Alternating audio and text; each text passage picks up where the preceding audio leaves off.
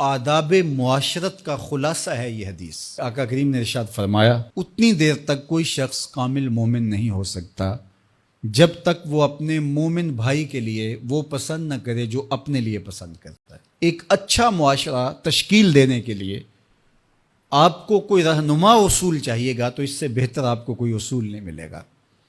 اپنے لیے بہرحال بندہ بہتر ہی چاہتا ہے، تو جب وہ اس مزاج میں ڈھل جائے کہ میں اپنے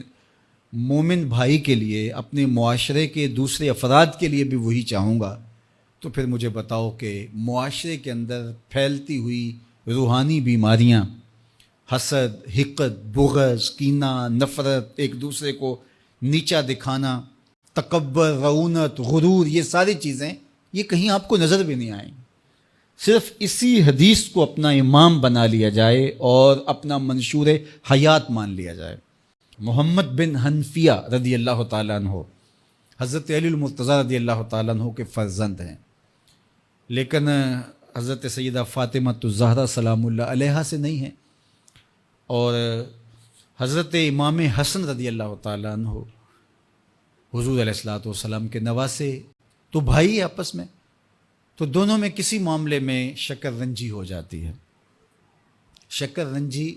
جس رنج میں مٹھاس ہو، شکر ہو، میٹھی ناراضگی، کوئی بغض حسد پہ مشتمل ناراضگی نہیں۔ تو حضرت محمد بن حنفیہ ایک دن بیٹھے تو سوچا کہ وہ میرے عمر میں بھی بڑے بھائی ہیں، اور پھر دوسری بات یہ ہے کہ وہ رسول خدا کی بیٹی کے بیٹے ہیں، ان کا یہ اعزاز ہے، بہرحال مجھے تو یہ اعزاز نہیں ہے، پھر جوانان جنت کے سردار بھی ہیں، تو میں ان سے ناراض ہوں، وہ میرے سے ناراض ہیں، تو بات بھی کوئی اتنی خاص نہیں، تو اب دن بھی 3 گزر رہے ہیں، چلو میں ان کو راضی کر لیتا ہوں۔ تو گھر سے نکلے ان کو راضی کرنے کے لیے، تو واپس آ گئے راستے سے، کاغذ لیا اور اس کے اوپر اپنے بھائی کے نام مکتوب لکھا کہ میں آپ کو راضی کرنے کے لیے گھر سے نکلا تھا، لیکن راستے میں مجھے حضور علیہ السلام کا فرمان یاد آیا کہ جب 2 مومن بھائی آپس میں کسی معاملے میں الجھ جائیں، ناراض ہو جائیں، تو جو صلح میں پہل کرے گا وہ جنت میں بھی پہلے جائے گا۔ تو میں تو یہ گوارا نہیں کرتا کہ آپ سے پہلے جاؤں، تو میں ناراض ہوں، آپ آئیں اور مجھے منائیں۔ تو حضرت امام حسن نے خط پڑھا اور مسکرانے لگے، اور آپ تیزی کے ساتھ تشریف لائے اور اپنے بھائی کو کہا اچھا مان جاؤ پھر، تو وہ مننے کے لیے تو پہلے ہی تیار تھے نا۔ تو جب آپ اپنے مومن بھائی کے لیے وہ پسند کریں گے جو اپنے لیے پسند کرتے ہیں، تو پھر زندگی گزارنے کا مزہ آنے لگے گا۔ نفس روکتا ہے یہ چیز میرے پاس ہے اس کے پاس نہ ہو، یہ اعزاز میرے پاس ہے اس کے پاس نہ ہو، اور اس کی ایک اپنی لذت ہے اور وہ مادی لذت ہے، اور ایک ہے باطن کی، روح کی لذت۔ تو روح کی لذت نفس کی لذت سے کہیں زیادہ اور کہیں دیر پا اور کہیں مختلف ہے۔ اس لیے جب آپ قربانی دیتے ہیں، ایثار کرتے ہیں یا کسی کو ترجیح دیتے ہیں، تو اس کی جو روحانی لذت ہے، آپ کو بھوک لگی ہوئی ہے، تو آپ کو ایک روٹی مل گئی ہے، تو آپ کو ایک ایسا شخص نظر آیا جو آپ سے بھی زیادہ بھوکا ہے، اور آپ کسی نمائش کے لیے نہیں، محض اللہ کے رضا کے لیے اس کو روٹی دے کر کے دیکھیں، خود بھوک کاٹ کے دیکھیں، وہ مرغن کھانوں میں سرور نہیں آئے گا جو اس بھوک میں لطف آپ کو آئے گا۔ تو حضور علیہ السلام کا یہ فرمان اپنے عمل کا حصہ بنا لیں، اور اپنے